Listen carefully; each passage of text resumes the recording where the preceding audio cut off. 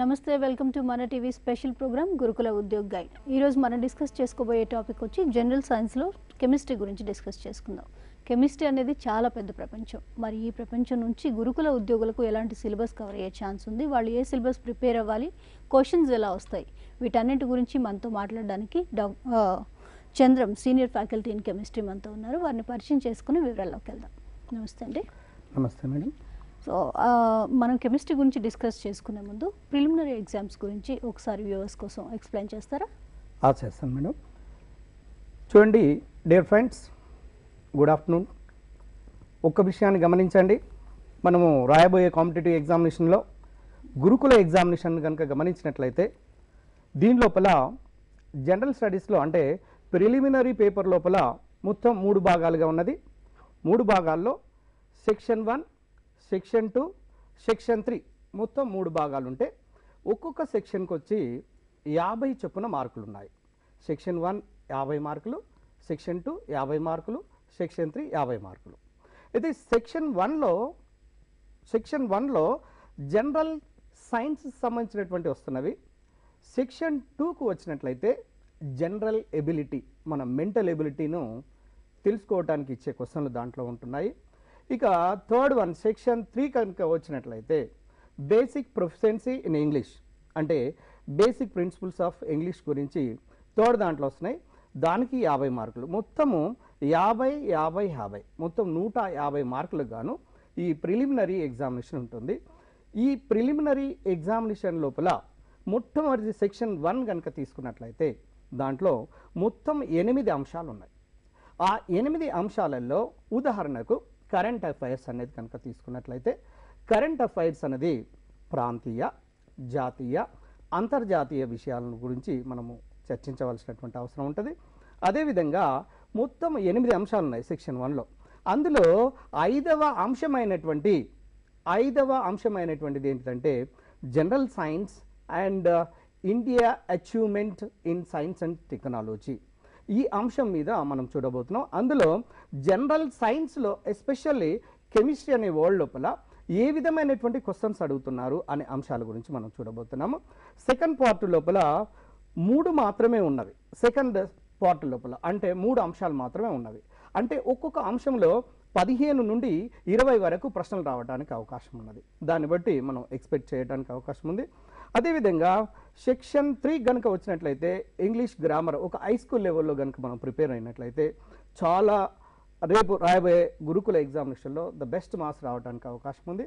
అందులో ముఖ్యంగా బేసిక్ అంటే ఆర్టికల్స్ కానీ, ప్రిపోజిషన్స్ కానివ్వండి, సెంటెన్స్ ఫార్మేషన్ లేదా టైప్స్ ఆఫ్ సెంటెన్సెస్, ఇటువంటి వాటి గురించి active voice, passive voice, direct, indirect అన్ని అంశాలను కవర్ చేస్తూ క్వశ్చన్ పేపర్ రావడానికి అవకాశం ఉంది. అందులో ఎస్పెషల్లీ సెక్షన్ 1 లోపల ఉండబడినటువంటి జనరల్ సైన్స్లో కెమిస్ట్రీలో మనం చూడబోతున్నాము. అందులో ఏ చాప్టర్ల నుంచి ఎలాంటి ప్రశ్నలు అడుగుతున్నారు, గతం లోపల అడిగినటువంటి గ్రూప్ 1 కావచ్చు, గ్రూప్ 2 కావచ్చు, డిఎస్సి, ఎస్జిటి కావచ్చు, స్కూల్ అసిస్టెంట్ కావచ్చు, తదితర ఈవెన్ సివిల్స్ ప్రిలిమ్స్ లోపల కూడా గతం లోపల అడిగినటువంటి ప్రశ్నల యొక్క సరళి ఏ విధంగా ఉన్నది అనేది మనము ఇప్పుడు చూడబోతున్నాము. ఇది 150 మార్కులకు గాను ఉండబడినటువంటి ప్రశ్నపత్రంలో అభ్యర్థుల సంఖ్య చాలామంది ఉంటున్నారు కాబట్టి దయచేసి జాగ్రత్త గమనించండి. 1:15 రేషియో లోపల రేపు ప్రిలిమ్స్ నుంచి సెలెక్ట్ చేస్తారు కాబట్టి పోటీ గట్టిగా ఉండే అవకాశం ఉన్నది. ఏ సబ్జెక్టును కూడా తక్కువ మార్కులు ఉన్నాయని, తక్కువ విలువ కనుక ఇచ్చినట్లయితే మనము ఆ మెయిన్స్కి సెలెక్షన్ కాకపోవడానికి అవకాశం ఉంటుంది. కాబట్టి మనము ఇంతసేపు ప్రతి అంశాన్ని అనలిటికల్గా చదువుకుంటూ మంచి మార్కులు తెచ్చుకోవడానికి ప్రయత్నం చేయాలని నేను కోరుకుంటున్నాను. ఇది షార్ట్ అండ్ బ్రీఫ్గా ఈ ప్రిలిమ్స్ ఎగ్జామినేషన్ ఈ విధంగా ఉంటుంది. ఓకే. సో చంద్రన్ గారు, కెమిస్ట్రీ అనగానే చాలా పెద్ద ప్రపంచం. సో అందులో ముఖ్యంగా గురుకుల ఉద్యోగులు, ఇప్పుడు గురుకుల ఉద్యోగులకు ప్రిపేర్ అవుతున్నారు కాబట్టి వాళ్ళు ఏ చాప్టర్స్ నుంచి వాళ్ళకి క్వశ్చన్స్ కానీ సిలబస్ కానీ కవర్ చేయాల్సిన అవసరం ఉందంటారు? ముఖ్యంగా మీరు చూడండి, ఒక 25 నుంచి 30 సంవత్సరాల పేపర్లను కనుక చూస్తున్నట్లయితే అది గ్రూప్ 1 ఎగ్జామినేషన్, గ్రూప్ 2 కానీ, సివిల్స్ ప్రిలిమ్స్ కానీ, ఇంకా మీరు ఏ competitive examination degree college lectures కావచ్చు, జూనియర్ కాలేజ్ లెక్చర్స్ కావచ్చు, లేదా డిఎస్సి, ఎస్జిటి కానీ, స్కూల్ అసిస్టెంట్ కానీ ఏ ఎగ్జామినేషన్ తీసుకొని చూసినా కూడా సాధారణంగా అడుగుతున్నటువంటి ప్రశ్నలు ఎలా ఉంటున్నాయంటే నిత్య జీవితానికి సంబంధించినటువంటి, మనం డైలీ టచ్ అవుతున్నటువంటి లేదా అనుభూతి చెందుతున్నటువంటి, డైలీ మనం చూస్తున్నటువంటి అంశాల మీద మాత్రమే అడుగుతున్నాడు. అయితే కెమిస్ట్రీలో వందల చాప్టర్లు ఉన్నాయి. ఆ చాప్టర్లో ఎక్కడి నుంచి ప్రశ్న అడుగుతున్నాడో మనకు తెలియడానికి అవకాశం లేదు. కాబట్టి గతము లోపల అడిగినటువంటి ప్రశ్న యొక్క సరళిని గమనిస్తే మనకు తెలిసిపోతుంది. ముఖ్యంగా నెంబర్ 1 ఫస్ట్ మూలకాలు, సమ్మేళనాలు, మిశ్రమాలు. దాన్ని ఇంగ్లీష్లో elements, compounds and mixtures. This is the first unit. దీనికి సంబంధించిన క్వశ్చన్లు సాధారణంగా ఉంటున్నాయి. నెంబర్ 2 రెండో అంశానికి రండి. అది కర్బన రసాయన శాస్త్రం, that is the organic chemistry. Organic కెమిస్ట్రీలో సాధారణంగా చాలాసార్లు ఎక్కువ ప్రశ్నలు అడుగుతున్నారు. రెండవది ఆర్గానిక్ కెమిస్ట్రీ. మూడవది పీరియాడిక్ టేబుల్, ఆవర్తన పట్టిక. ఆవర్తన పట్టిక లోపల 118 మూలకాలు మనకున్నాయండి. ఆ 118 మూలకాల యొక్క భౌతిక రసాయనిక ధర్మాలు తెలుసుకోవడానికి ఆ పట్టిక మనకు చాలా బాగా ఉపయోగపడుతుంది. కాబట్టి ఆ పట్టిక మీద సాధారణంగా ప్రశ్నలు బాగా పడుతున్నవి. ఇక నాలుగవ అంశం ఏంటంటే ఇప్పుడున్నటువంటి పరిస్థితులలో పొల్యూషన్ కెమిస్ట్రీ అంటే ఎన్విరాన్మెంటల్ కెమిస్ట్రీని బాగా ఆడటానికి స్కోప్ ఎక్కువగా ఉన్నది. కాబట్టి దాని మీద కూడా మనం కాన్సన్ట్రేట్ చేయవలసిన అవసరం ఉంది.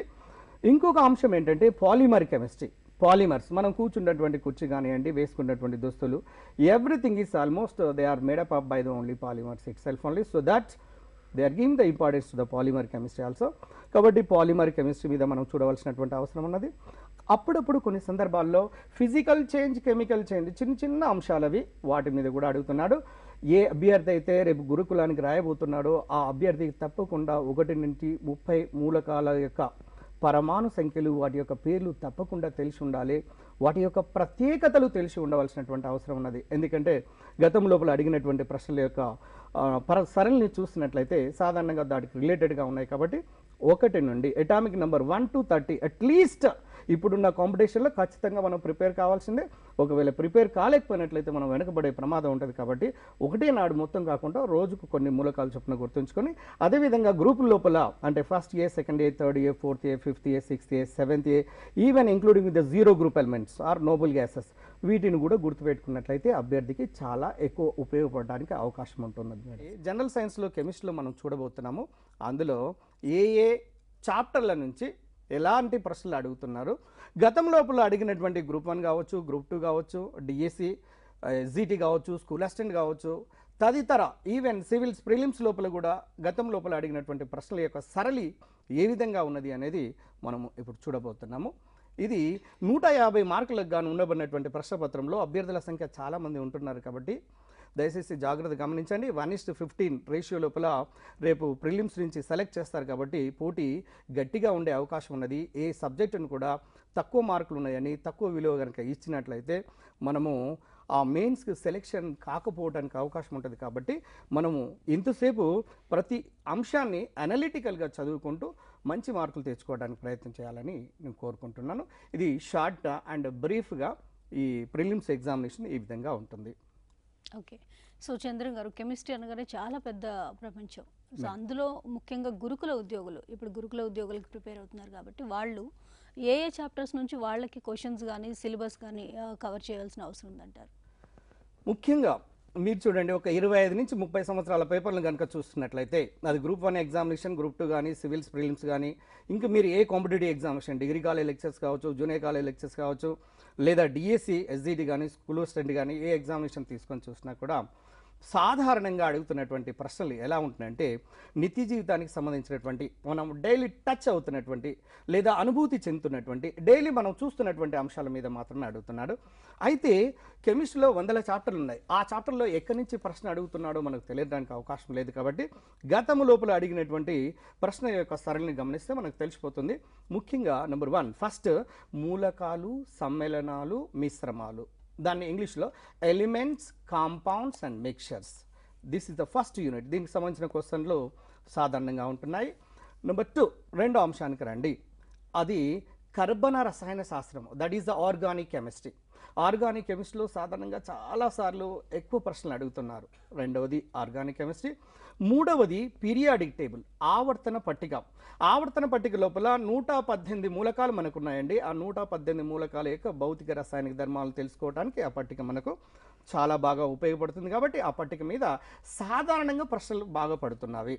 ఇక నాలుగవ అంశం ఏంటంటే ఇప్పుడున్నటువంటి పరిస్థితులలో పొల్యూషన్ కెమిస్ట్రీ అంటే ఎన్విరాన్మెంటల్ కెమిస్ట్రీని బాగా ఆడటానికి స్కోప్ ఎక్కువగా ఉన్నది. కాబట్టి దాని మీద కూడా మనం కాన్సన్ట్రేట్ చేయవలసిన అవసరం ఉంది. ఇంకొక అంశం ఏంటంటే పాలిమర్ కెమిస్ట్రీ. పాలిమర్స్ మనం కూర్చున్నటువంటి కుర్చీ కానివ్వండి, వేసుకున్నటువంటి దుస్తులు, everything is almost they are made up by the only polymers itself only. So that they are giving the importance to the polymer chemistry also. కాబట్టి పాలిమర్ కెమిస్ట్రీ మీద మనం చూడవలసినటువంటి అవసరం ఉన్నది. అప్పుడప్పుడు కొన్ని సందర్భాల్లో ఫిజికల్ చేంజ్, కెమికల్ చేంజ్, చిన్న చిన్న అంశాలు అవి, వాటి మీద కూడా అడుగుతున్నాడు. ఏ అభ్యర్థి అయితే రేపు గురుకులానికి రాయబోతున్నాడో ఆ అభ్యర్థికి తప్పకుండా 1 నుండి 30 మూలకాల యొక్క పరమాణు సంఖ్యలు, వాటి యొక్క పేర్లు తప్పకుండా తెలిసి ఉండాలి. వాటి యొక్క ప్రత్యేకతలు తెలిసి ఉండవలసినటువంటి అవసరం ఉన్నది. ఎందుకంటే గతం లోపల అడిగినటువంటి ప్రశ్నల యొక్క సరళిని చూసినట్లయితే సాధారణంగా దానికి రిలేటెడ్గా ఉన్నాయి. కాబట్టి 1 నుండి అటామిక్ నెంబర్ 1 to 30 అట్లీస్ట్ ఇప్పుడున్న కాంపిటీషన్లో ఖచ్చితంగా మనం ప్రిపేర్ కావాల్సిందే. ఒకవేళ ప్రిపేర్ కాలేకపోయినట్లయితే మనం వెనకబడే ప్రమాదం ఉంటుంది. కాబట్టి ఒకటే నాడు మొత్తం కాకుండా రోజుకు కొన్ని మూలకాలు చొప్పున గుర్తుంచుకొని, అదేవిధంగా గ్రూపుల లోపల అంటే first A, second A, third A, fourth A, fifth A, sixth A, seventh A, even including with the zero group elements are noble gases, వీటిని కూడా గుర్తుపెట్టుకున్నట్లయితే అభ్యర్థికి చాలా ఎక్కువ ఉపయోగపడడానికి అవకాశం ఉంటున్నది మేడం ఇందులోపల. అదేవిధంగా నెక్స్ట్ కార్బన్ రసాయన శాస్త్రము, పాలిమర్లు, తర్వాత అప్పుడప్పుడు రేడియో యాక్టివిటీ అంటే రేడియో ధార్మికత అనే దానికి సంబంధించినటువంటి అంశాలు కూడా అడుగుతున్నాడు. కాబట్టి వాటిని చూసుకోవాలి. వాటితో పాటు పరమాణు నిర్మాణంలో పరమాణు సంఖ్య, ద్రవ్యరాశి సంఖ్య, atomic number, mass number, number of the particles present in the atom, or number of electrons, number of protons, number of neutrons. The given atom లోపల ఎలా అంటే ఒక ఆటం ఇచ్చి దాని పరమాణు సంఖ్య, ద్రవ్యరాశి సంఖ్యను అంటే మాస్ నెంబర్, అటామిక్ నెంబర్ రెండు ఇచ్చినప్పుడు మనం ఎలా క్యాలిక్యులేట్ చేయాలి అనే విషయాన్ని మనము చూసినట్లయితే తర్వాత మనం వాటి చూడబోతున్నాం, మనకు తెలుసుకుంటాం మేడం. ఓకే, సో రియల్ లైఫ్కి సంబంధించి కూడా కెమిస్ట్రీ నుంచి ఎలాంటి క్వశ్చన్స్ వచ్చే ఛాన్స్ ఉందంటారు? చూడండి మేడం, చిన్నగా నా దృష్టి లోపల అయితే కెమిస్ట్రీ చాలా సరళతరమైనటువంటి ఈజీ సబ్జెక్ట్. నేను జనరల్గా స్టూడెంట్స్కు గుర్తు చేసేటప్పుడు ఏమంటే, మనం ఇంటి లోపలికి పోయేటప్పుడు నీటితోనే కడుక్కుంటాము, శుభ్రంగా చేస్తాం, లేదా తాగుతూ ఉంటాము. తాగుతున్నటువంటి నీళ్ళ మీద ఒక్కసారి పరిశీలనాత్మకంగా చూడండి. నీటి యొక్క ఫార్ములా H2O. ప్రతి ఒక్కరు తెలుసు, ఆర్ట్స్ బ్యాక్గ్రౌండ్ ఉన్నటువంటి క్యాండిడేట్ కూడా. నీటి ఫార్ములా H2O అంటే the number of components present in the water molecule, లేదా number of elements present in the water molecule. అడగొచ్చు, ప్రశ్న అడగడానికి స్కోప్ ఉంది, అడిగినటువంటి క్వశ్చన్.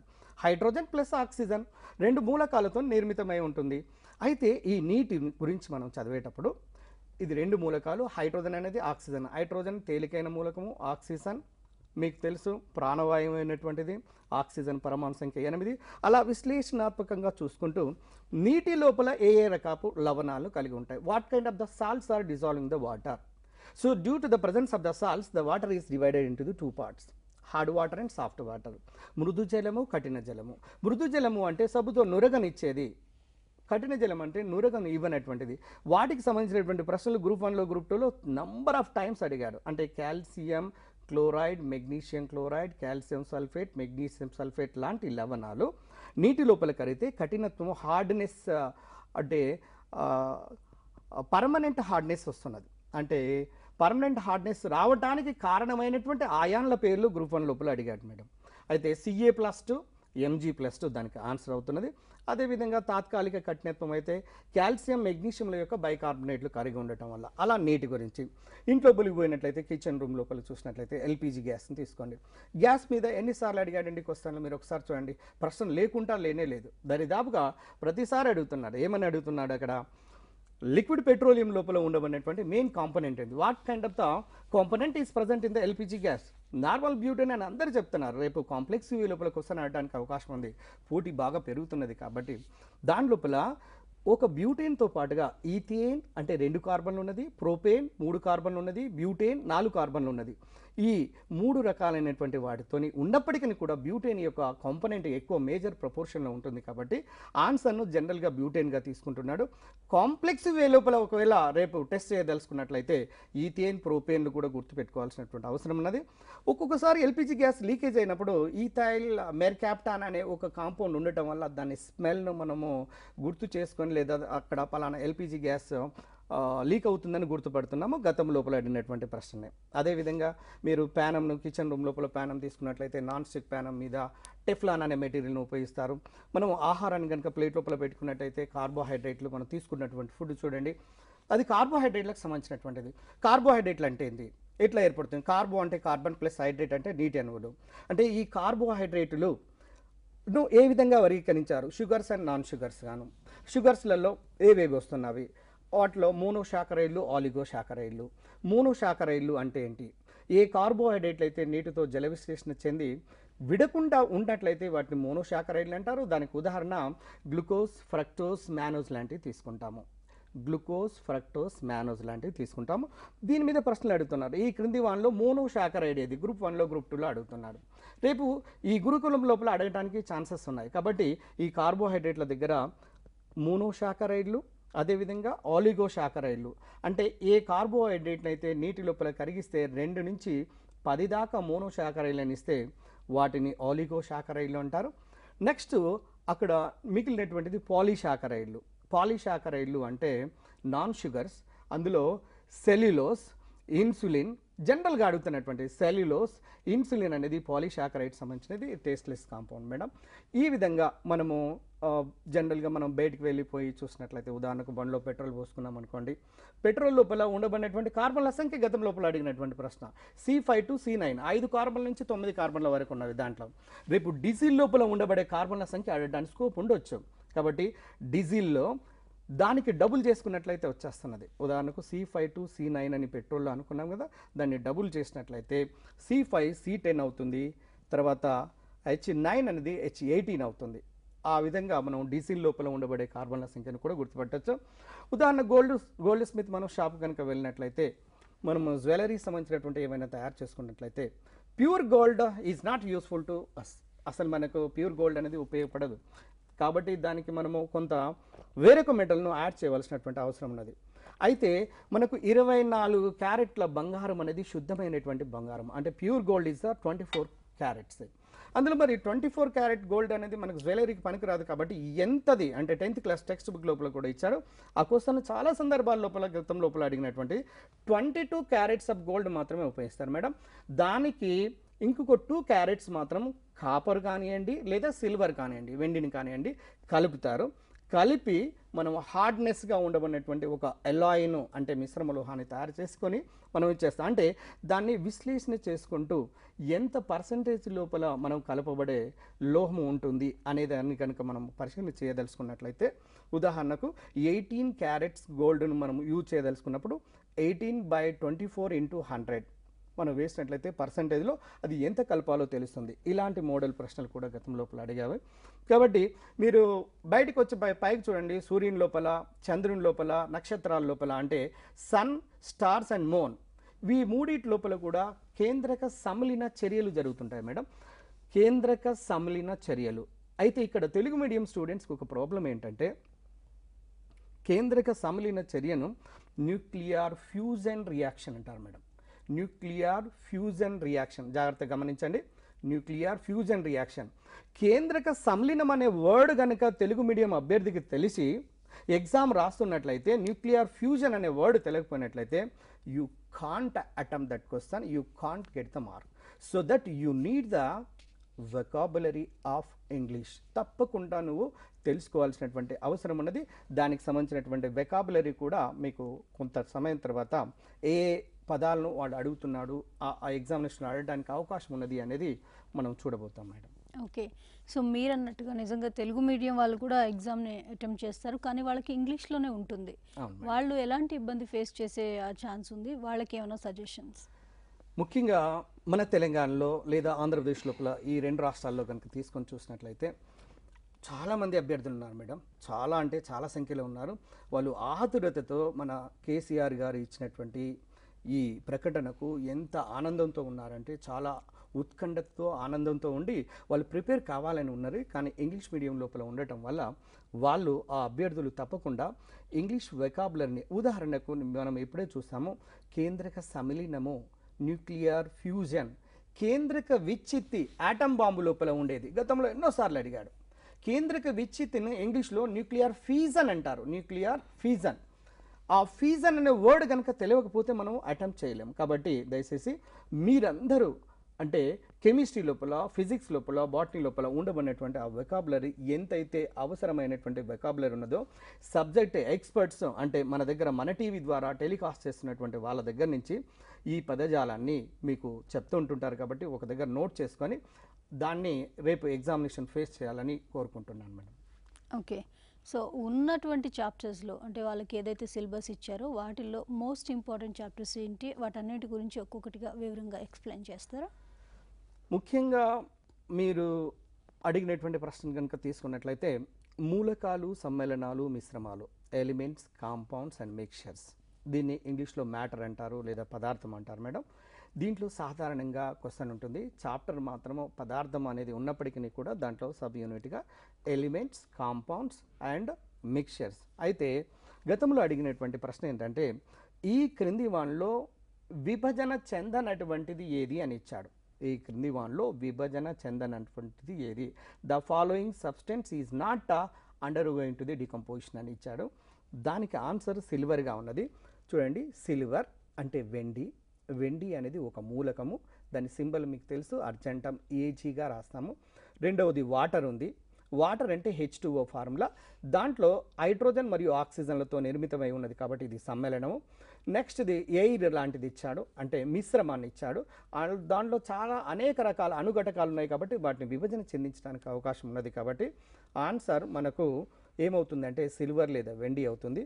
రేపు గురుకుల ఎగ్జామినేషన్లో the following one is the compound, ఈ క్రింది వాళ్ళలో సమ్మేళనం ఏది అలా ఉండొచ్చు. The following one is the mixture, ఈ క్రింది వాళ్ళలో మిక్చర్ అంటే మిశ్రమం ఏది. The following one is not a mixture అంటే పాజిటివ్ వేలో నెగిటివ్ వే లోపల ఇవ్వడానికి అవకాశం ఉంది. అది ఒక యూనిట్, ముఖ్యమైనటువంటి యూనిట్. ఇంకొక రెండవది కనుక తీసుకొని చూసినట్లయితే పీరియాడిక్ టేబుల్ మేడం, ఆవర్తన పట్టిక. ఈ ఆవర్తన పట్టిక లోపల అంటే పీరియాడిక్ టేబుల్లో 18 గ్రూప్స్ 7 పీరియడ్స్ ఉన్నవి. 18 గ్రూప్స్ అంటే నిలువు వరుసలనేమో గ్రూప్స్ అంటారు, ఆరిజంటల్ వరుసలనేమో పీరియడ్స్ అంటాము. ఇందులో ఒక్కొక్క గ్రూపును అభ్యర్థి ఎవరైతే రాయదలుచుకున్నారో ఒకరోజు ఒక గ్రూపు, 2 గ్రూపులు, 1 లేదా 2 గ్రూపులు మాత్రమే గుర్తుపెట్టుకుంటూ మనం ముందుకు వెళ్ళవలసినటువంటి అవసరం ఉన్నది. ఉదాహరణకు ఫస్ట్ గ్రూప్ ఎలిమెంట్స్ని తీసుకోండి, ఆల్కలీ మెటల్స్ని తీసుకోండి. ఆల్కలీ మెటల్స్లో hydrogen, lithium, sodium, potassium, rubidium, caesium, francium. ముందు ఫస్ట్ ఎలిమెంట్ హైడ్రోజన్. చూడండి, hydrogen is a gas. Hydrogen అనేది ఒక వాయువు. అయితే మిగిలినటువంటి మొత్తము కూడా ఘనస్థితి లోపల ఉండవన్నటువంటివి. మిగిలినటువంటి lithium, sodium, potassium, rubidium, caesium, francium, ఇవన్నీ they are present only in the solid state itself only except the hydrogen. అయితే రేపు ప్రశ్న ఈ విధంగా అడగవచ్చు, ఆల్కలీ మెటల్స్ లోపల అంటే ఆల్కలీ మెటల్స్ అంటే ఫస్ట్ ఏ గ్రూప్ లోపల నాన్ మెటల్గా ఉండబడినటువంటిది ఏది అంటే హైడ్రోజన్ చెప్పాలి. In the first A group elements the following one is not a metal అని ఇవ్వడానికి అవకాశం ఉంది. దానికి ఆన్సర్ హైడ్రోజన్.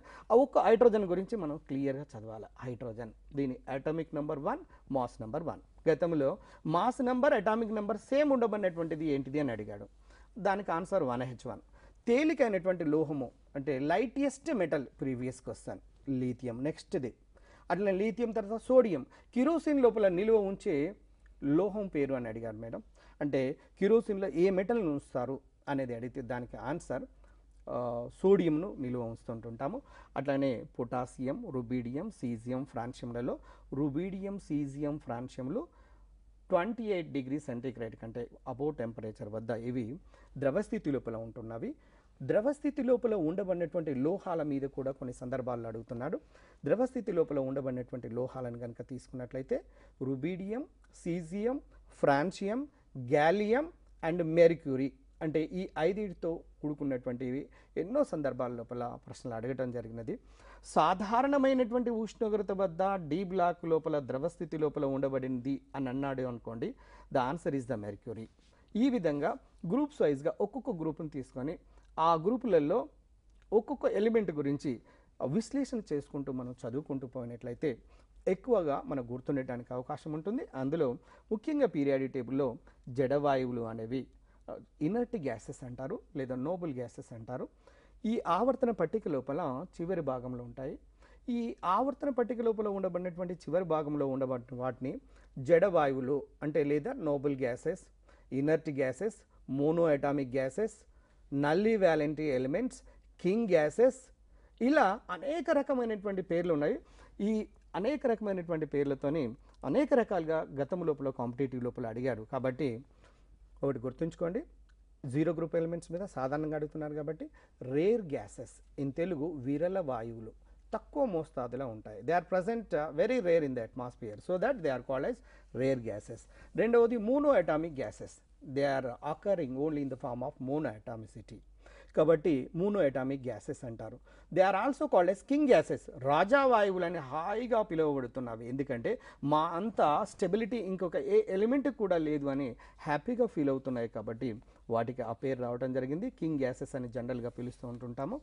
నోబెల్ గ్యాసెస్ 1969 తర్వాత బాటిలేట్ అనే సైంటిస్ట్ ఒక కాంపౌండ్ క్సినాన్, ప్లాటినం, ఎగ్జాఫ్లోరైన్ కనుక్కున్న తర్వాత దానికి నెక్స్ట్ ఇవి కూడా కొంతవరకు కెమికల్ రియాక్షన్లో పాల్గొంటున్నాయని తెలిసి వాటికి నోబెల్ గ్యాసెస్ లేదా ఉత్కృష్ట వాయువులు అనే పేర్లు ఇవ్వడం జరిగినది.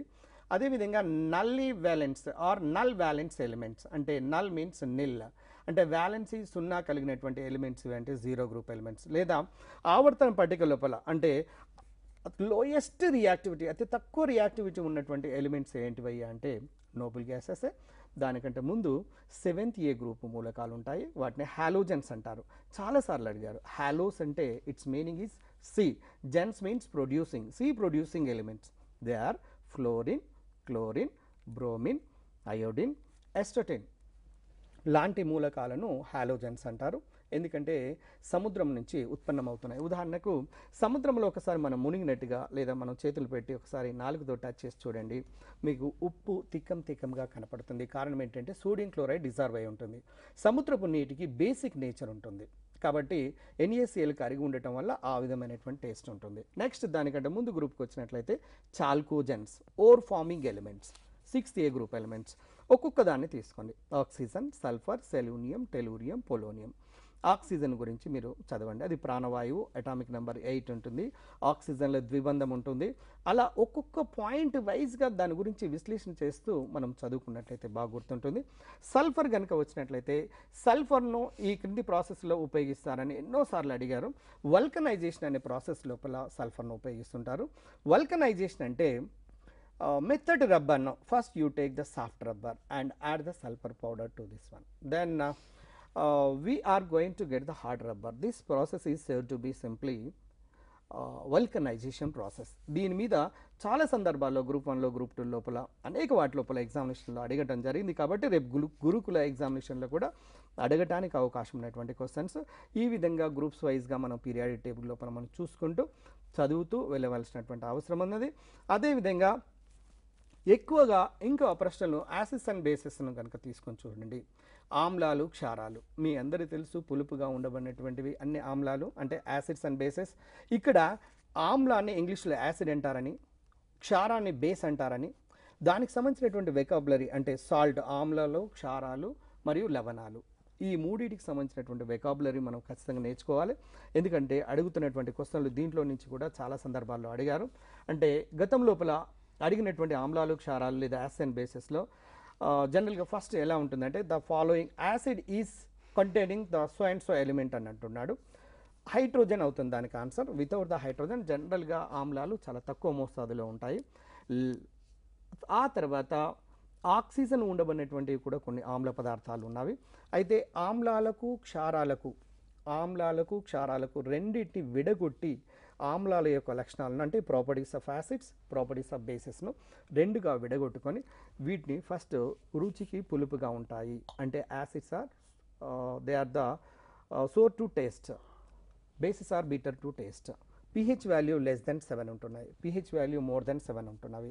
ఎలక్ట్రోలైట్స్ ఇలా విభజించుకుంటూ మన శరీరం లోపల ఉండబడినటువంటి ఇప్పుడు లాలాచలం తీసుకోండి లేదా యూరిన్ తీసుకోండి, ఏ పదార్థానికి pH వాల్యూ 7 కంటే తక్కువగా ఉంటుందో అటువంటి వాటికి ఎసిడిక్ నేచర్ ఉంటుంది. 7 కంటే ఎక్కువగా ఉన్నట్లయితే బేసిక్ నేచర్ ఉంటుంది. ఎగ్జాక్ట్లీ 7 కనుక ఉన్నట్లయితే న్యూట్రల్ లేదా తటస్థమైనటువంటి స్వభావాన్ని కలిగి ఉంటాయి. ఉదాహరణకు బీరు ఏ స్వభావాన్ని కలిగి ఉంటుంది, తాగుతున్నటువంటి బీరు. అరే చాలామంది అనుకుంటుంటారు అరే బీర్ తాగంగానే ఈ మధ్యలో ఆడినటువంటి కాంపిటేటివ్ ఎగ్జామినేషన్ లోపల దానికి ఏ నేచర్ ఉంటుందని మనం కనుక్కోలేకపోయాం. అంటే బీరుకు ఉండబడినటువంటి లక్షణం ఏంటంటే ఎసిడిక్ నేచర్. మీరు సాధారణంగా పులుపు టేస్ట్ ఉన్నది అంటే ఆల్మోస్ట్ వాటికి ఎసిడిక్ నేచర్ ఉంటున్నది. కాబట్టి దాన్ని బేస్ చేసుకుంటూ టూత్ పేస్ట్ని కూడా తీసుకోండి, డైలీ లైఫ్లో ఉపయోగిస్తున్నటువంటిది, దానికి ఉండబడినటువంటి నేచర్ బేసిక్ నేచర్ ఉంటుంది. కాబట్టి ఏ పదార్థానికి ఏ నేచర్ ఉంటుందనేది మనం చూసుకుంటూ మనం చదువుకుంటూ పోయినట్లయితే ఈ యాసిడ్స్ అండ్ బేసెస్ నుంచి మనము ఎక్కువగా అటెంప్ట్ చేయడానికి అవకాశం ఉంటుంది.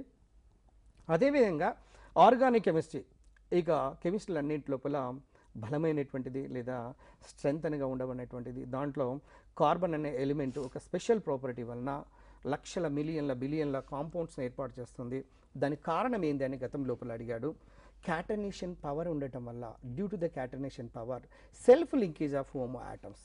Because of that property itself only, the carbon can form the lakhs and millions and billions of the compounds. వాస్తవానికి 5 రీజన్స్ ఉన్నప్పటికీ కూడా అందులో the best and most important reason is the only catenation power and quarter valency, lack of d orbitals, isomerism. ఇలా ఎన్నో reasons ఉన్నప్పటికీ కూడా రేపు కాంపిటేటివ్లో అడిగితే మాత్రం మనం రాయవలసినటువంటిది క్యాటనేషన్ మాత్రమే. ఆర్గానిక్ కెమిస్ట్రీ లోపల ఎంత పెద్దది అంటే చెప్పడానికి వీలు లేనంతగా ఉంటుంది. అంత పెద్ద సైజు లోపల ఉండబడినటువంటి ఆర్గానిక్ కెమిస్ట్రీలో రెండింటి మీద మీరు ప్రధానంగా కాన్సన్ట్రేట్ చేయండి. ఒకటి, కర్బన సమ్మేళనాలు ఎక్కడెక్కడ లభ్యమవుతున్నాయి, అకరెన్స్ ఆఫ్ ఆర్గానిక్ కాంపౌండ్స్ ఒకటి. నెంబర్ 2, ఎల్లోట్రోపీ, రూపాంతరత. ఈ 2 అంశాల మీద. రూపాంతరత అంటే ఒక మూలకము వేరు వేరు భౌతిక నిర్మితులను కలిగి ఉండటం. Example now you take the carbon atom. Carbon కనుక 2 రూపాంతరాలను కలిగి ఉంటుంది. It has 2 allotropic forms, crystalline and amorphous. Crystalline మీద example diamond, graphite and fullerenes. ఎన్ని సందర్భాల్లో అడిగారు? డైమండ్, గ్రాఫైట్ మీద చూడండి, మీరు ఎన్నిసార్లు అడిగారు క్వశ్చన్స్. ఒక్కసారి మీరు ప్రీవియస్ పేపర్లను కనుక తిరిగి చూసినట్లయితే పదే పదే రిపీట్ అవుతుంది. కాకపోతే ఆ క్వశ్చన్ను ట్విస్టింగ్గా ఇస్తుంటుంటారు. కాబట్టి ఆ సబ్జెక్ట్ మీద డైమండ్లో ఏ ఇంపార్టెంట్ పాయింట్స్ ఉన్నాయి? గ్రాఫైట్, డైమండ్ అనేది ముఖ్యంగా విద్యుత్ వాహకం. It is a conductor. Diamond అనేది బ్యాడ్ కండక్టర్, తన గుండా విద్యుత్తును ప్రసరింప చేయలేదు. కారణం ఏంటంటే ఫ్రీ ఎలక్ట్రాన్స్ అనేది లేదు. వెరాజ్ గ్రాఫైట్ని కనుక తీసుకున్నట్లయితే దాంట్లో స్వేచ్ఛాయుత పై ఎలక్ట్రాన్ ఉండటం వల్ల తన గుండా విద్యుత్ ప్రసరణ జరుగుతున్నది. కాబట్టి ఈ క్రింది వాణిలో ఏది విద్యుత్ వాహకంగా పనిచేస్తుంది? The following one is the conductor. అంటే గ్రాఫైట్ అవుతున్నది. అంటే డైమండ్ మాత్రం కాదు. ఫుల్లరిన్స్, బక్మినిస్టర్ ఫుల్లరిన్లో యొక్క ఫార్ములా C60. దాని యొక్క ఆకృతి అడుగుతుండు, సాకర్ బాల్ లేదా ఫుట్బాల్ ఆకృతి. దాని లోపల ఎన్ని కార్బన్స్ ఉన్నాయని అడుగుతున్నాడు. నంబర్ ఆఫ్ రింగ్స్ అడుగుతున్నాడు. వాటికి సంబంధించినటువంటి total number of the rings present in the buckminster in fullerene 32 దాకా ఉన్నాయండి. ఈ తర్వాత అమార్ఫస్ ఫామ్లు, అంటే అమార్ఫస్ అంటే పౌడర్ రూపం లోపల ఉండబడినటువంటి రూపాంతరాల గురించి చాలా తక్కువ మోస్తాదు లోపల అడుగుతున్నాడు. కానీ క్రిస్టలిన్ మీద ఎక్కువ అడుగుతున్నాడు. కాబట్టి వీటి మీద. రెండవది, ముఖ్యంగా కర్బన సమ్మేళనాలు ఎక్కడెక్కడ లభ్యమవుతున్నాయి. ఉదాహరణకు నేల బొగ్గు, దాన్ని కోల్ అంటాము. Number 2, petroleum. Number 3, natural gas, సహజ వాయువు, న్యాచురల్ గ్యాస్. నెంబర్ 4, ప్లాంట్స్ అంటే మొక్కలు తీసుకోవచ్చు. Number 5, animals. Number 6, synthetic compounds, the compounds which are prepared in the laboratory. ఈ 6 భాగాలుగా మనం చూసినట్లయితే ఫస్ట్ ది కోల్, నేల బొగ్గును కనుక తీసుకున్నట్లయితే కోల్ గ్యాస్, కోల్ తార్, నాఫ్తల్, ఈ 3 దానిలో నుంచి వస్తున్నారు. నెక్స్ట్ రెండవది తీసుకోండి, పెట్రోలియంను కనుక తీసుకున్నట్లయితే పెట్రోలియం అనేది భూమి లోపల రాతి బండల కింద సరస్సుల మాదిరిగా ప్రవహిస్తూ ఉన్నటువంటిది. దాని రాతి నూనె లేదా రాక్ ఆయిల్ అంటారు. దాంట్లో అనేక రకాల కర్బన పదార్థాలు ఉన్నవి. ఉదాహరణకు పెట్రోలియం అనేది ఒక సరస్సు లాంటిదైతే దాంట్లో పెట్రోల్, డీజిల్, కిరోసిన్ లాంటివి, గ్రీస్ లాంటి మొదలైనటువంటి పదార్థాలు, అనేక కర్బన పదార్థాలు, ఆర్గానిక్ కాంపౌండ్స్ దాంట్లో ఉంటున్నవి. తర్వాత నెక్స్ట్, పెట్రోలియం సరస్సుల మీద ఒక రకమైనటువంటి గ్యాస్ కప్పబడి ఉంటుంది. దాన్ని న్యాచురల్ గ్యాస్ అంటారు లేదా సహజ వాయువు అంటారు. దాంట్లో ముఖ్యంగా ఆలుకేనులు, కీనులు, కాయినులు ఉన్నప్పటికీ, అంటే alkanes, alkenes and alkynes, there are 3 kinds of compounds are there. All those are simply hydrocarbons because they contains hydrogen and carbon. హైడ్రోకార్బన్లతో నిర్మితమై ఉంటున్నవి. ఆ హైడ్రోకార్బన్ లోపల సహజ వాయువు లోపల ప్రశ్న గతంలో అడిగినాడు చూడండి. సహజ వాయువు లోపల ఉండబడినటువంటి ముఖ్యమైన అనుఘటకము. The main component which is present in the natural gas. It is a given question. దానికి answer methane. Methane is the alkane because it is ending with the ane suffix. అదే విధంగా నెక్స్ట్ను మీరు ప్లాంట్స్ దగ్గరికి వచ్చినట్లయితే విటమినులు మీకు తెలుసు, ఆర్గానిక్ కాంపౌండ్సే. Oils, cellulose, hemicellulose, they are the organic compounds. కాబట్టి బయోకెమిస్ట్రీకి సంబంధించినటువంటి పార్ట్లో వస్తున్నవి. నెక్స్ట్ యానిమల్స్ కనుక తీసుకున్నట్లయితే యానిమల్స్ కూడా వాటికి సోర్సే. అందులో ఏవేవి ఉన్నవి యానిమల్స్ నుంచి? ముఖ్యంగా ప్రోటీన్స్ అంటే మాంసకృత్తులు, యూరియా, యూరిక్ యాసిడ్ లాంటివి. అదేవిధంగా లాస్ట్కి వచ్చినట్లయితే సింథటిక్ కాంపౌండ్స్ అంటే the compounds which are prepared in the laboratory. మీకు తెలుసు హోలర్ అనే సైంటిస్ట్, గుర్తుంచుకోండి, హోలర్ అనే సైంటిస్ట్, రోలర్ అని గుర్తు చేస్తుంటుంటారు. హోలర్ గుర్తు రావడం కోసం హోలర్ అనే సైంటిస్ట్ ఫస్ట్ టైం ల్యాబ్ లోపల ఎవరు ఊహించినటువంటిది ఏంటిది అంటే అమోనియం సయనేట్ అనే ఒక కాంపౌండ్ను, అమోనియం సయనేట్ అనే కాంపౌండ్ హీట్ చేస్తే urea NH2C double bond O and NH2 di amino ketone అనే కాంపౌండ్ ఫామ్ అయ్యింది. యూరియా అనే ఒక ఆర్గానిక్ కాంపౌండ్ ఫామ్ అయ్యింది. ఫస్ట్ ఆర్గానిక్ కాంపౌండ్ను తయారు చేశాడండి. అందువల్ల ఇతనికి గొప్ప పేరు రావటం జరిగినది. First organic compound is prepared by the Wohler scientist in the laboratory. కాబట్టి గతం లోపల ఆ క్వశ్చన్ అడిగారు, యూరియా అనే కాంపౌండ్ దేనివల్ల యూరియా వచ్చిందని గతంలో అడిగింది. అమోనియం సయనేట్ను ఐసోమరైజేషన్ చెందించినప్పుడు లేదా హీట్ చేసినప్పుడు ఆ కాంపౌండ్ వస్తుందండి. ఈ విధంగా ముఖ్యంగా ఆర్గానిక్ కెమిస్ట్రీ లోపలికి వచ్చినట్లయితే 2 విభాగాల మీద మీరు కాన్సన్ట్రేట్ చేయండి. ఎందుకంటే వితిన్ ద 1 అవర్ లోపల మొత్తం అన్ని విషయాలను చర్చించడం అనేది కొద్ది కష్టతరమైనటువంటిది. కాబట్టి ఏ ఏరియాలో మీరు చూడాలి అంటే ఎన్నో వందల వేల కెమికల్ రియాక్షన్స్ ఉంటాయి, వాటి గురించి పట్టించుకోవాల్సిన అవసరం లేదు. Especially you must concentrate on the allotropy and the remaining part is the occurrence of the organic compounds. ఈ 6 రకాలైనటువంటి వాటి మీద మీరు కాన్సన్ట్రేట్ చేస్తే చాలు. అప్పుడు ఆర్గానిక్ కెమిస్ట్రీలో మీరు క్వశ్చన్ వస్తే చేయడానికి అవకాశం ఉంటుంది మేడం. ఇది ముఖ్యమైనటువంటివి. తర్వాత పాలిమర్ల మీద కూడా సాధారణంగా అడుగుతున్నారు. పాలిమర్లలో చూడండి, గమనించండి, పాలిమర్ కెమిస్ట్రీకి అర్థం కావడానికి మోనోమర్ 1, పాలిమర్ 2, పాలిమరైజేషన్, ఈ 3 పదాలు కంపల్సరీ నేర్చుకోవాలి. Monomer, polymer, polymerisation. గతం లోపల అడిగినటువంటి ప్రశ్నలు కనుక చూసినట్లయితే ఎలా ఉన్నాయంటే ఈ క్రింది పాలిమర్ లోపల మోనోమర్ ఏది లేదా పాలిమర్ ఏది అని అడుగుతున్నాడు. కాబట్టి వాటికి సంబంధించినటువంటి ఇప్పుడు ఉదాహరణకి ఈథలిన్ను పాలిమరీకరణం చెందించండి, పాలి ఈథలిన్ వస్తుంది.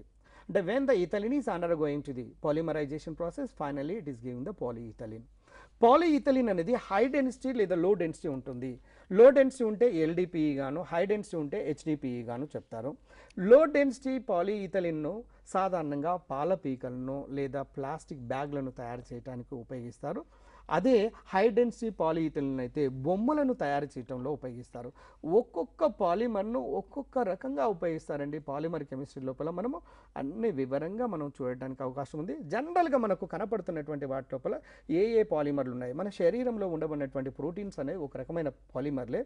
గతంలో అడిగాడు ఈ ప్రోటీన్ అనేది దేంతో ఏర్పడుతుంది, అమైనో యాసిడ్ల వలన ఏర్పడుతుంది. గ్రూప్ 1 లోపల అడిగినటువంటి ప్రశ్న. Proteins how they are forming అంటే అందులోపల మెయిన్ యూనిట్స్ ఏంటి అంటే అమైనో యాసిడ్స్. అలా అడుగుతున్నాడు. అమైనో యాసిడ్స్ అనే మోనోమర్లు కలయిక వలన ఏ పాలిమర్ ఏర్పడుతుంది అంటే ప్రోటీన్ ఏర్పడుతుంది. ప్రోటీన్ పాలిమరైజేషన్ చేస్తే పాలిప్రోటీన్, అలాగనే బ్యూటిన్ చేసినట్లయితే పాలిబ్యూటలిన్. అలా అనేక రకాలైనటువంటి పాలిమర్స్ మనకు నిత్య జీవితం లోపల ఉపయోగపడుతున్నాయి. కాబట్టి పాలిమర్ కెమిస్ట్రీ మీద ఎస్పెషల్లీ మీరు గమనించండి ఫ్రెండ్స్. రేపు పేపర్ సెట్టర్స్ తప్పకుండా నా అంచనా ప్రకారము ముఖ్యంగా పొల్యూషన్ కెమిస్ట్రీ మీద ఎక్కువ కాన్సన్ట్రేట్ చేయడానికి అవకాశం ఉంది. ఎందుకంటే జనాభా పెరుగుతున్నది కాబట్టి పెరుగుతున్నటువంటి జనాభాకు అనుగుణంగా వాటి మీద అభ్యర్థికి మొత్తం ఆ నాలెడ్జ్ ఉండాలన్నటువంటి ఉద్దేశంతో దాని మీద క్వశ్చన్స్ అడుగుతున్నారు. నెంబర్ 1 ఇందులో ముఖ్యంగా యాసిడ్ రెయిన్స్ మీద గమనించండి. ఆమ్ల వర్షాలు ఒకటి, రెండవది గ్రీన్ హౌస్ ఎఫెక్ట్ ఒకటి, depletion of ozone layer. Ozone layer ఏ విధంగా బ్రేక్ అవుతుంది లేదా హోల్స్ పడుతున్నవి అనే దాని మీద చాలా సందర్భాల్లో ప్రశ్న వచ్చింది. భూమి చుట్టూ ఓజోన్ లేయర్ ఒక రక్షక కవచంగా ఉంటుంది. మీ అందరికీ తెలిసిందే. ఓజోన్ ఫార్ములా గతంలో అడిగాడు. మీ అందరికీ తెలుసు ఆక్సిజన్ O2 అయితే దాని రూపాంతరమైనటువంటి దానికి O3. ఈ ఓజోన్ లేయర్కు హోల్స్ పడటం వల్ల సూర్యరశ్మి యొక్క కిరణాలు నేరుగా భూమి మీద పడి భూమి మీద పడినప్పుడు భూమి మీద వేడి ఎక్కువగా ఉండటం వల్ల ఆ ఉష్ణం అనేది ఉష్ణ వికిరణ ప్రక్రియ ద్వారా అంతరిక్షం లోపలికి పోవటం వల్ల అంతముంపు గతంలో బ్యాలెన్స్ అయ్యేది. కానీ జనాభా పెరిగి వాహనాల సంఖ్య పెరిగి కార్బన్ డైఆక్సైడ్ బాగా పెరగటం వల్ల పైనుంచి సూర్యుడి నుంచి వెలువడుతున్నటువంటి కిరణాలన్నింటినీ శోషించటం వల్ల ఈ భూమి చుట్టూ ఉండబడినటువంటి కార్బన్ డైఆక్సైడ్ పరిమాణం పెరిగి భూమి గ్రాడ్యువల్గా వేడెక్కుతూ వస్తున్నది. అందువల్లనే మీరు వేసవి కాలంలో ప్రస్తుతం ఉన్న పరిస్థితులు మీకు అర్థమయ్యే ఉంటాయి. లాస్ట్ సమ్మర్ లోపల కూడా టెంపరేచర్ ఎంతవరకు పోతుందంటే ఇది మనం చేస్తున్నటువంటి పాపమే. ఆ పాపాన్ని మనం తగ్గించుకోవడం కోసం ప్రయత్నం చేయాలి, ప్రభుత్వాలు కూడా ప్రయత్నం చేయాలి. అందువల్లనే దీని నుంచి సాధారణంగా ప్రశ్న అడగడానికి అవకాశం ఉంటుంది. ఇలా నెమ్మదిగా భూమి వేడెక్కడాన్ని గ్రీన్ హౌస్ ఎఫెక్ట్ అంటారు. ఈ గ్రీన్ హౌస్ ఎఫెక్ట్ మీద దీనికి సంబంధించినటువంటి వాయువుల మీద ఎన్నో సందర్భాల్లో ప్రశ్నలు అడుగుతున్నారు కాబట్టి వాటి మీద కాన్సన్ట్రేట్ చేయండి, మీకు ఎక్కువగా లబ్ధి చెందడానికి అవకాశం ఉంటుంది డియర్ ఫ్రెండ్స్. ఓకే, అంటే ఇవి మాత్రం కాకుండా ఇప్పుడు మీరు చెప్పిన సిలబస్తో పాటుగా అసలు క్వశ్చన్స్ అనేది ఏ విధంగా వచ్చే ఛాన్స్ ఉంది? అంటే కొన్ని ఇండైరెక్ట్గా ఉండొచ్చు, కొన్ని డైరెక్ట్గా ఉండొచ్చు. సో క్వశ్చన్స్ అనేది ఎలా ఇస్తారు గురుకుల ఉద్యోగులకి? గురుకుల అంటే ఇప్పుడున్నటువంటి పరిస్థితులను చూసినట్లయితే క్వశ్చన్ నేరుగా అడగటానికి అవకాశం లేదు మేడం. గతంలో అన్నటువంటి ఈ మధ్య కాలంలో టీఎస్పీఎస్సీ ఏర్పడిన తర్వాత చూసినట్లయితే గతంలోనేమో డైరెక్ట్ క్వశ్చన్ ఉండేది. అంటే what kind of the component is present in the LPG gas and butane answer వచ్చేది. కానీ ఇప్పుడు ఉన్నటువంటి పరిస్థితిని బట్టి ఒకటే డైరెక్ట్గా క్వశ్చన్ ఆ విధంగా ఇవ్వట్లేదు మేడం. ఉదాహరణకు ఇండైరెక్ట్గా ఇస్తున్నాడు, అప్లికేషన్ రూపంలో ఇస్తున్నాడు. ఉదాహరణకు ఒక చిన్న ఉదాహరణ తీసుకొని చెప్తే చూడండి. గతంలో అడిగినటువంటి ప్రశ్న అనేది కాస్టిక్ సోడా, బాగా వినండి దయచేసి, కాస్టిక్ సోడా NaOH. రెండోది బట్టల సోడా అడిగిండు, అంటే washing soda Na2CO3 sodium carbonate గతంలో అడిగిందే. వంటల soda baking soda NaHCO3 sodium bicarbonate. ఈ 3 సోడాలను ఇస్తున్నాడు, ఏబీసీగా ఇచ్చి 1 2 3 4లు ఇచ్చి వాటి ఫార్ములాలు లేదా వాటి పేర్లు ఇస్తున్నాడు. ఫార్ములా అడగటానికి అవకాశం కొద్దిగా తక్కువగా ఉంటుంది, కానీ పేర్లు మాత్రం తప్పకుండా అడుగుతాడు. వాటిని మ్యాచింగ్ చేయమంటున్నాడు. అంటే ఒక్కొక్కసారి ఇప్పుడున్న పరిస్థితిని బట్టి చూసినట్లయితే ఒకే ప్రశ్న లోపల 3 లేక 4, కొన్ని సందర్భాల్లో 5 ప్రశ్నలు కూడా దాగి ఉన్నాయి. అప్పటితో పోల్చి చూసినట్లయితే ఒక 15-20 సంవత్సరాలు కనుక చూసినట్లయితే ఇప్పుడున్నటువంటి క్వశ్చన్ పేపర్ లోపల సాధారణంగా ఎక్కువ క్వశ్చన్లు అప్లికేషన్ రూపంలో ఇస్తున్నారు. కాబట్టి అభ్యర్థి అనలిటికల్గా మెల్లగా చాలా జాగ్రత్తగా చదవలసినటువంటి పరిస్థితి ఉన్నది. ఎందుకంటే 1:15 రేషియోలో ఉన్నది కాబట్టి దాన్ని బట్టి వాళ్ళకి అర్థమైపోతుంది రాస్తున్నటువంటి అభ్యర్థులను బట్టి మేడం. ఓకే, సో దాంతోపాటుగా ఈ కెమిస్ట్రీ నేర్చుకోవాలంటే ప్రధానంగా అభ్యర్థికి ఏ అంశాలపైన పట్టు ఉండాలంటారు? ముఖ్యంగా చూడండి డియర్ ఫ్రెండ్స్, మేము గతంలో కూడా మీకు గుర్తు చేయడం జరిగింది.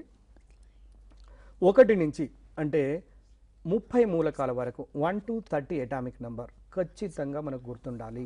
Hydrogen, helium, lithium, beryllium, boron, carbon, nitrogen, oxygen, fluorine, neon.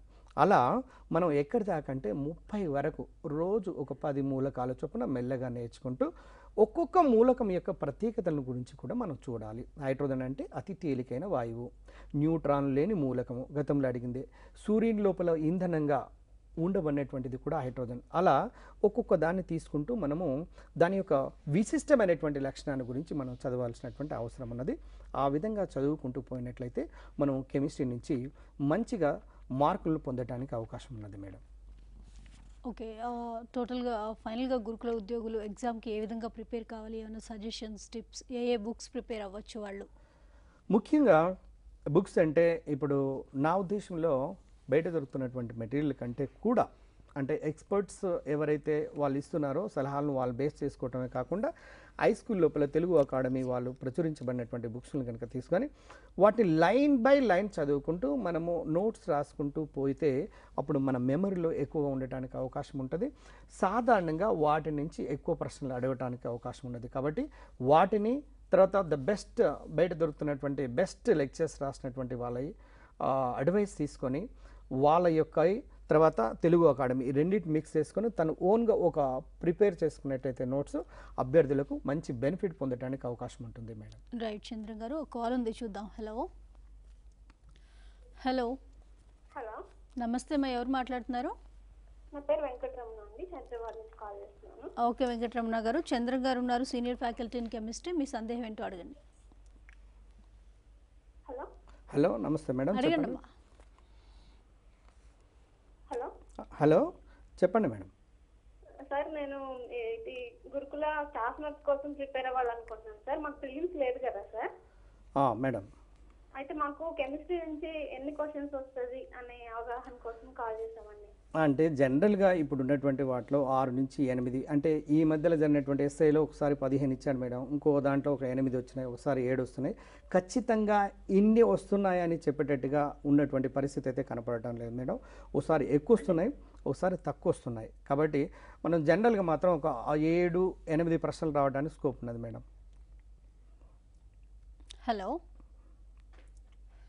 Right, call అయిపోయినట్టుంది. ఇంకేమైనా కెమిస్ట్రీ స్టూడెంట్స్ కోసం ఏమైనా చెప్పాలనుకుంటున్నారా? ఇది ఒకటే కాకుండా ముందు మీకు గుర్తు చేశాను డియర్ ఫ్రెండ్స్, 1 to 30 ఎలిమెంట్స్, తర్వాత రెండవది గ్రూప్స్. అంటే ఫస్ట్ గ్రూప్ ఎలిమెంట్స్ను వాటి పేర్లు రాసుకోవాలి, ఒక్కో దాని ప్రత్యేకతలు.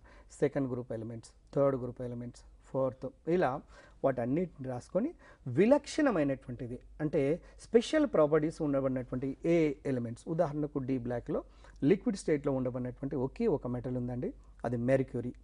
మెర్క్యూరీ మనం గుర్తుపెట్టుకోవాలి. అదేవిధంగా మీరు కెమిస్ట్రీ లోపల కింగ్స్ అనే ఒక 3 పదాలు ఉన్నాయండి. అంటే ఉదాహరణకు సల్ఫ్యూరిక్ యాసిడ్ను కింగ్ ఆఫ్ ది కెమికల్ అంటారు.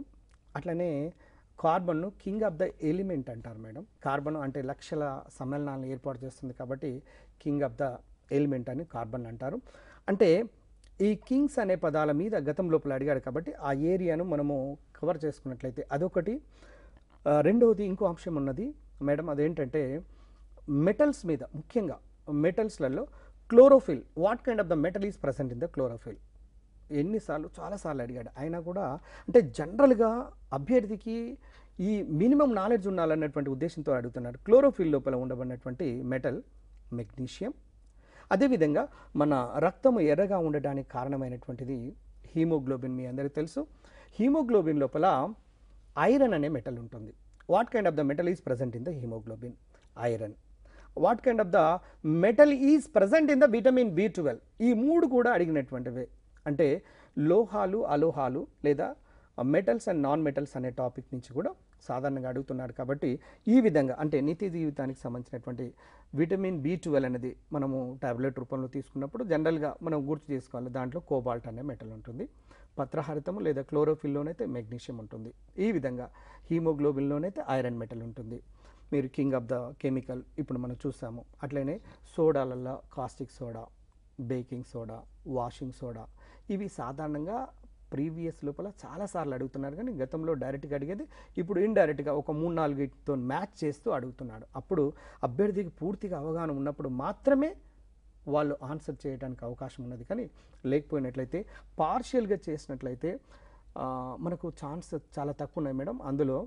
కాబట్టి చదివేటప్పుడే మన ఓన్ ప్రిపరేషన్తో ఒక వీలు పడితే ఒక ఫ్రెండ్ సాయంతో, దగ్గర మిత్రుని సాయంతో కలిసి ఓన్గా ఒక నోట్స్ని ప్రిపేర్ చేసుకొని డిస్కషన్ వే లోపల కనుక పోయినట్లయితే ఈ గురుకులం రాస్తున్నటువంటి అభ్యర్థులకు చక్కటి బెనిఫిట్ పొందడానికి అవకాశం ఉంటుంది. అది సరళతరమైనట్టుగా వే లోపల మనం ప్రిపేర్ చేసుకుంటూ వెళ్ళాలి. ఆ వే లోపల పోయినట్లయితే ఒకరినొకరు అంటే ఉదాహరణకు తనకు రానటువంటి పార్ట్ నెక్స్ట్ ఫ్రెండ్కి అప్పచెప్పి ఆయనకు వచ్చినటువంటి పార్ట్ను ఒకరినొకరినో డిస్కస్ చేసుకుంటూ పోవటం వల్ల ఇద్దరికి మ్యూచువల్గా బెనిఫిట్ పొంది రేపు మనం ప్రిలిమ్స్ లోపల సెలెక్షన్ రావడానికి అవకాశం ఉంటుంది. ఒక్కసారి సెలెక్షన్ కనుక ప్రిలిమ్స్లో వస్తే మన కాన్ఫిడెన్స్ లెవెల్ పెరుగుతుంది. ఆటోమేటిక్గా మెయిన్స్ను మనం మంచిగా రాయడానికి అవకాశం కూడా ఉంటుంది. దానికి తగ్గట్టుగా మనము సీనియర్ సలహాలు తీసుకొని ప్రిపేర్ అయినట్లయితే ఈ గురుకుల రాస్తున్నటువంటి అభ్యర్థులకు చాలా బెనిఫిట్ పొందే అవకాశం ఉంటుంది మేడం. ఓకే, మరో కాల్ ఉంది, చూద్దామండి. హలో హలో నమస్తే అండి, ఎవరు మాట్లాడుతున్నారు? మేడం గుడ్ ఆఫ్టర్నూన్, నా పేరు శ్రీనివాస్ అండి. గుడ్ ఆఫ్టర్నూన్ శ్రీనివాస్ గారు, మనతోటి చంద్రం సీనియర్ ఫ్యాకల్టీ ఉన్నారు. మీ డౌట్ ఏంటో అడగండి. Okay sir, good afternoon sir. Good afternoon, చెప్పండి శ్రీనివాస్ సార్. సార్ నేను వరంగల్ నుంచి మాట్లాడుతున్నాను సార్. చెప్పండి సార్. సార్ మన టీవీ అందిస్తున్నటువంటి ప్రోగ్రామ్స్ అన్ని చాలా బాగున్నాయండి. Thank you sir. ఇప్పుడు మీరు చెప్పినవన్నీ నేను నోట్ చేసుకున్నాను సార్, ఎలిమెంట్స్ అన్నీ కూడా. సార్ ఈ క్లాస్ ఈ రోజు తోటి అయిపోతుంది సార్, ఇంకా మన క్లాసులు ఏమైనా కంటిన్యూ అవుతాయి? మీరు ఒక చిన్న మాట సార్ మీకు హెల్ప్ అయ్యేది ఏంటంటే గతంలో గ్రూప్స్ క్లాసెస్ కూడా మాతోని క్లాసెస్ చెప్పియడం జరిగింది. మీకు యూట్యూబ్లో లభ్యమవుతున్నాయి సార్. యూట్యూబ్లో అంటే చంద్రం సో అండ్ సో అని కొట్టేసినట్లయితే మీరు దాంట్లో మీరు డీటీప్ చేసినట్లయితే ఆటోమేటిక్గా మీకు ఆ క్లాసులు వస్తాయి. నాయే కాకుండా ఇంకో కొంతమంది అంటే గ్రూప్ 1 గ్రూప్ 2కి మాత్రం నా క్లాసెస్ అన్నీ ఉన్నాయి సార్. ఇప్పుడు ఈ రోజు చెప్పింది మీరు జనరల్ గా అన్ని ఓవరాల్ గా చెప్పినట్టు అనిపించింది. ఎస్ ఎగ్జాక్ట్లీ సార్, ఎగ్జాక్ట్లీ ఉద్దేశం కూడా అదే సార్. అయితే నిన్న ఇట్లా మేము రోజు పర్టికులర్ గా రోజు ఈ టైంకు మనం క్లాసెస్ వింటున్నాం సార్. వాళ్ళు ఒక పాయింట్ వైజ్ గా తీసుకొని మనకి ఎక్స్ప్లెయిన్ చేస్తూ వస్తుంటే మనం వీటి ద్వారా కూడా నోట్ చేసుకుంటున్నాం సార్. ఆ తర్వాత సేమ్ టాపిక్ ఏంటంటే మీరు చెప్పినట్టుగా కొంచెం ఫేమస్ ఆథర్స్ యొక్క బుక్స్ రెఫర్ చేస్తున్నాం సార్ సేమ్ డే లోనా సార్. ఈ రోజు మీరు ఏంటంటే టోటల్ గా ఓవరాల్ గా ఫ్రమ్ టాప్ టు బాటమ్ అంటే జనరల్ అనాలిసిస్ చేసినట్టు కనిపించింది. అవును సార్, ఉద్దేశం కూడా అదే సార్. అయితే టాపిక్ వైజ్ గా ఇంకా క్లాసెస్ కొనసాగుతాయా లేకపోతే ఈ రోజు తోటి స్టాప్ అన్నట్టు? అంటే దాన్ని కొనసాగించే అవకాశాలు ఉన్నాయి సార్. ఒకవేళ కొనసాగించినట్లయితే క్లాస్ నేను హ్యాపీగా సంతోషంగా మన టీవీ ద్వారా మీకు 100కు 100% చేసే విధంగా అటెంప్ట్ చేసే విధంగా మీకు అష్యూరెన్స్ ఇస్తున్నాను sir. Classes most of the students from rural background sir listening watching this మన TV programme sir, they are getting lot of benefits sir. Thank you very much sir. మేము అలాంటి పదజాలం వినడం కోసమే ప్రయత్నం చేస్తున్నారు. మీ నుంచి అలాంటి రెస్పాన్స్ రావడం వల్ల we are feeling very happy sir. Sir తప్పకుండా మీరు కొన్ని క్లాసులు అవి కనుక చూసినట్లయితే మీరు బెనిఫిట్ పొందే అవకాశం ఉంది సార్. ఇప్పుడు అందుబాటులో మీరు యూట్యూబ్ లోపల దొరుకుతాయి. మీకు ఏ చాప్టర్ కావాలంటే ఆ చాప్టర్ను మీరు విని మీరు తప్పకుండా తెలుగు మీడియం బ్యాక్గ్రౌండా ఇంగ్లీష్ మీడియం బ్యాక్గ్రౌండా సార్ మీరు? Telugu medium sir. సార్ అదే సార్, నేను ముందటి నుంచి కూడా నేను చెప్తున్నది మీరు ఆ పదజాలాన్ని మొత్తం ఒక దగ్గర లిస్ట్ రాసుకోండి సార్. యాసిడ్, ఆమ్లము, బేస్, క్షారము, ఆ పదం. ఎందుకంటే మీరు ఎట్లాగా బేసిక్ నాలెడ్జ్ ఇంగ్లీష్ లోపల రావాల్సిందే. దానివల్ల ఈ పదజాలం కనుక తెలిసినట్లయితే నువ్వు ఆటోమేటిక్గా క్వశ్చన్ అటెంప్ట్ చేయడానికి అవకాశం ఉంది. లేకపోయినట్లయితే న్యూక్లియర్ ఫ్యూజన్ అనే పదాలు కొత్త పదాలు వచ్చినప్పుడు ఎగ్జామ్ రాస్తున్నటువంటి తెలుగు మీడియం బ్యాక్గ్రౌండ్ ఉన్నటువంటి క్యాండిడేట్కు చాలా ఇబ్బంది పొందే అవకాశం ఉన్నది సార్. ఎందుకంటే మన టీవీ ద్వారా మీరు ఇచ్చేటువంటి ఎక్స్పర్ట్స్ శ్రీనివాస్ సార్ కావచ్చు, మీరు కావచ్చు, నా మేడం కావచ్చు, తెలుగు ఇంగ్లీష్ రెండు రకాలు చెప్తున్నారు కాబట్టి మాలాంటి వాళ్ళకు చాలా యూజ్ఫుల్గా ఉంది సార్. అసలు thank you sir, thank you. నా ఉద్దేశం ఏంటంటే I'm from completely Telugu medium background it self అండి. సో దట్ అసలు తెలుగు మీడియం బ్యాక్గ్రౌండ్ ఉన్నటువంటి విద్యార్థులకు లేదా క్యాండిడేట్స్కి ఎలాంటి ప్రాబ్లం ఉంటుంది అనేది నా మనసులో 24 గంటలు రొటేట్ అవుతూనే ఉంటుంటుంది. అందువల్ల వాళ్ళ ప్రాబ్లమ్స్ గురించి ఎక్కువ ఆలోచన. ఎట్లాగా ఇంగ్లీష్ మీడియం బ్యాక్గ్రౌండ్ ఉన్నటువంటి క్యాండిడేట్కు అవసరం లేదు, ప్రాబ్లం లేదు. కానీ ఉన్నది ఏంది, maximum number of candidates from Telugu medium background. English మీడియంతో తక్కువ మందే ఉన్నారు ఇప్పుడు ప్రస్తుతం ఉన్నటువంటి వాటిలో. కాబట్టి వాళ్లకు ఈ మన టీవీ ద్వారా వాళ్ళకు లాభం చేకూర్చే విధంగా ప్రయత్నం చేయాలనేటువంటి సదుద్దేశంతోనే మన టీవీ వాళ్ళు ఈ విధంగా మీకు ప్రోగ్రామ్ని అందిస్తున్నారు సార్. Thank you sir. ఇట్లా మన టీవీ వాళ్ళకు మాత్రం హృదయపూర్వకంగా ధన్యవాదాలు తెలియజేస్తున్నాం సార్. ఇంకా కొంచెం ఇట్లాంటి క్లాసెస్ ఇంకా ఎక్కువ కొనసాగించినట్లయితే మాలాంటి వాళ్ళకి ఎక్కువ హెల్ప్ చేసినట్టు వాళ్ళని కోరుకుంటున్నాం సార్. రైట్ శ్రీనివాస్ గారు, థ్యాంక్ యూ సో మచ్ అండి. ఇలాగే మరికొంతకాలం పాటు 3 to 4, 4 to 5 లైవ్స్ కంటిన్యూ చేసే ఛాన్స్ ఉంది. అలాగే మీరు ప్రీవియస్ ఎపిసోడ్స్ ఇంకా ఇంతకుముందు గతంలో మనం చేసిన ఫ్యాకల్టీ ఎపిసోడ్స్ కూడా యూట్యూబ్లో సాఫ్ట్నెట్ అని టైప్ చేసి ఫ్యాకల్టీ రిలేటెడ్ మీకు ఏ ప్రొఫెసర్ వీడియోస్ కావాలన్నారో ఆ పేరు టైప్ చేస్తే కనుక మీరు వాచ్ చేయొచ్చు. ఓకే, సో మీరు కూడా ఏదో బుక్స్ రాస్తానని చెప్పారు. సో వాటి గురించి కూడా ఒకసారి వ్యూవర్స్కి. డియర్ ఫ్రెండ్స్, ఒక మాట నాకు చెప్పాలని ఉన్నది ఈ సందర్భంగా. అవకాశం దొరికినటువంటిది మన టీవీ వాళ్ళు ఇచ్చినటువంటి గొప్ప సదవకాశాన్ని. ఎందుకంటే తెలుగు మీడియం బ్యాక్గ్రౌండ్ వాళ్ళను దృష్టిలోపల పెట్టుకుని ఒక బుక్ను నేను స్పెషల్గా ఒకటి రిలీజ్ చేయడం జరిగింది. హైటెక్ పబ్లిషర్స్ వాళ్ళు రిలీజ్ చేశారు. అది నేషనల్ లెవెల్లో బయటకు వచ్చేసింది. లాంగ్వేజ్ కాన్సెప్ట్స్ ఆఫ్ కెమిస్ట్రీ అనే ఒక బుక్ ఉన్నది సార్, మీరు జాగ్రత్త వినండి. లాంగ్వేజ్ కాన్సెప్ట్స్ ఆఫ్ కెమిస్ట్రీ అనే బుక్. అది తెలుగు మీడియం నుంచి ఇంగ్లీష్ మీడియం వస్తున్నటువంటి వాళ్ళకే కాకుండా ఇంగ్లీష్ మీడియం బ్యాక్గ్రౌండ్ ఉన్నటువంటి వాళ్ళకు కూడా కెమిస్ట్రీ మీద మంచి పట్టు దొరకడానికి అసలు సీక్రసీ అనేది ఎక్కడ దాగి ఉన్నది అనే అంశాన్ని దానిలోపల ఇవ్వడం జరిగినది. కాబట్టి మీరు ఎవరైతే, ఎందుకంటే ఇప్పుడు ప్రస్తుతం ఎన్నో స్కూల్స్ కాలేజెస్కు వేల పుస్తకాలను వాళ్ళకు ఫండమెంటల్ బుక్గా ఇప్పుడు ప్రస్తుతం కాలేజీలలో అట్లనే స్కూల్ లోపల పెట్టియటం జరిగినది. కాబట్టి ఎవరైనా సరే ఆ బుక్ను ఉపయోగించుకొని అందరూ కూడా ఆ సీక్రసీ ఏంటిదో తెలుసుకొని కొన్ని లక్షల కోట్ల మంది బెనిఫిట్ పొందాలని నేను చూస్తున్నాను. మన టీవీ వాళ్ళు ఒకవేళ అవకాశం కనుక ఇచ్చినట్లయితే డెఫినెట్గా ఆ సీక్రెట్ను రివీల్ చేయడానికి రెడీలో ఉన్నాను. అసలు కెమిస్ట్రీ రావాలంటే ఏం చేయాలి అనేది ఆ బుక్ లోపల ఉన్నది. అది క్లాసెస్ ఒక ఎపిసోడ్ వైజ్గా కనుక ఇస్తున్నట్లయితే కొన్ని లక్షల కోట్ల మందికి బెనిఫిట్ పొందే అవకాశం ఉన్నది. కాబట్టి నేను కూడా హృదయపూర్వకంగా మన టీవీ వాళ్ళు ఒకవేళ భవిష్యత్తు లోపల కల్పించినట్లయితే మనందరికీ కూడా సహాయం చేయాలన్న కోరికతో ఉన్నాను. Thank you. ఓకే అండి, చంద్రం గారు కెమిస్ట్రీ గురించి, కెమిస్ట్రీ అసలు అంటే ఎంత పెద్ద సిలబస్ ఉంటుంది. వాళ్ళు గురుకులాలు ప్రత్యేకించి ఏ సిలబస్ని వాళ్ళు ప్రిపేర్ అయితే బెనిఫిట్గా ఉంటుంది. తెలుగు మీడియం వాళ్ళకి వచ్చే ప్రాబ్లమ్స్, వాటి సొల్యూషన్స్ ఇవన్నీ కూడా చాలా చక్కగా ఎక్స్ప్లెయిన్ చేసినందుకు thank you so much. Thank you madam. Right, ఇది మన TV special episode. Keep watching మన టీవీ.